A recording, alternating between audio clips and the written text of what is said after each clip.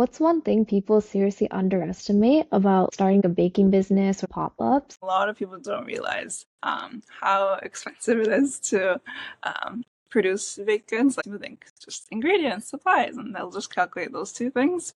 They don't realize that there's other overhead costs you should be looking at, and that is whether you have your commercial kitchen cost, or even if you're operating from home, whether that be the oven, renting maybe the space in general, or electricity. And even if you have stuff like a website, for example, there's that cost per year. It's so important to pay yourself, like give yourself an hourly rate whenever you're doing your costing. What I like to do is I'll do like an Excel sheet. I'll have ingredients, supplies, then the kitchen costs. Then I'll do the labor I want to pay myself per hour.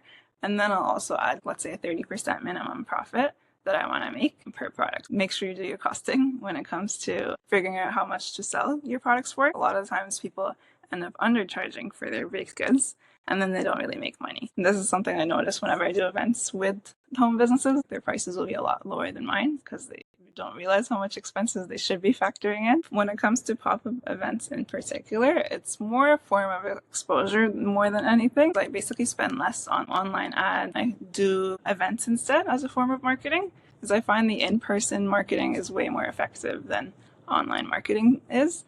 They both go hand in hand, but that's sort of what I like to do.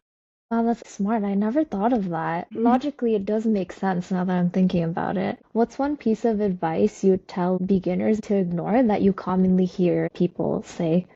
I would say saying yes to everything in the beginning is definitely a big no.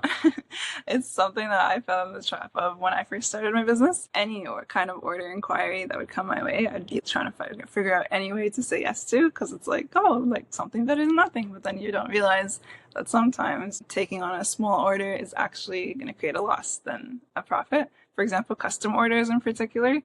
I once said yes to like an order of bread. I didn't offer even bread on the menu, but I was like, okay, let me experiment and see where it takes me.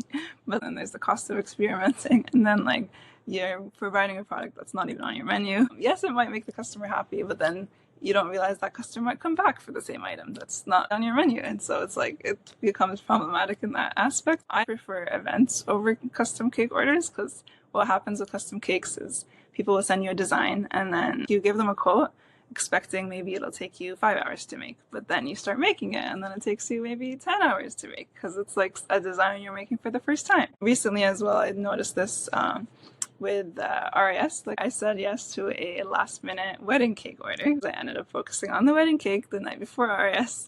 Later on this past weekend, I had another big event. This time I had 2 to 3 cake order inquiries that came through. I had so much production to make for this big event, so I was like, maybe I should learn from my previous experience.